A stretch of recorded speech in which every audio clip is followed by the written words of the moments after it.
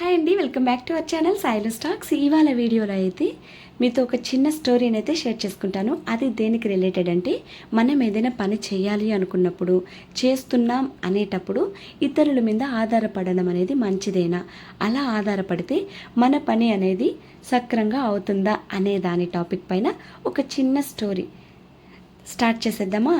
ఒక పక్షి అనేది తన పిల్లలతో కొన్నాళ్ళుగా ఒక పొలంలో ఒక చెట్టు పైన చాలా ఆనందంగా నివసిస్తూ ఉంటుంది. అలా నివసిస్తుండగా కొన్నాళ్ళు అలాగే గడిచిపోతుంది. ఇంకా పొలం అనేది కోతలకు వచ్చేస్తుంది. అప్పుడు ఆ పొలం యజమాని బంధువులను తీసుకొని వచ్చి ఇలా అంటూ ఉంటాడు, ఇలా పొలం కోతకు వచ్చేసింది, పొలాన్ని అయితే కోతలు కోయాలి అని చెప్తుండగా బంధువులు సరే చేద్దామంటాడు. రేపు ఈ విధంగా చేద్దామనేసి చెప్పుకుని వాళ్ళు మాట్లాడేసి వెళ్ళిపోతుంటాడు.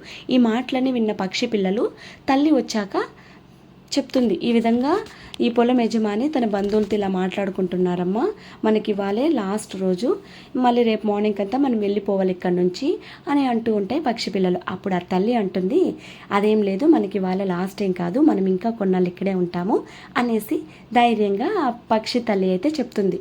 అప్పుడు ఎందుకు ఇలా అనేసి అనుకుంటూ ఉంటారు వాళ్ళు. అలా ఆ తల్లి పక్షి చెప్పిన మాటలు విని చాలా సంతోషంగా ఆ రాత్రి అయితే గడిచిపోతుంది. దాని తర్వాత రైతు అయితే పొలానికి వస్తారు.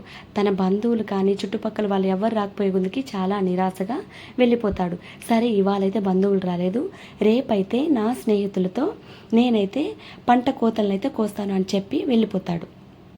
ఆ మాటలు కూడా విన్న పక్షి పిల్లలైతే తల్లి వచ్చిన వెంటనే ఇలా రైతు అయితే అనుకున్నాడమ్మా, తర్వాత రోజు మనకి లాస్ట్ రోజు మనమైతే వెళ్ళిపోవాల్సి ఉంటుంది, ఈ విధంగా తన స్నేహితులతో పంటనైతే కోతలకు వస్తానని చెప్తున్నాడు అని వివరిస్తారు.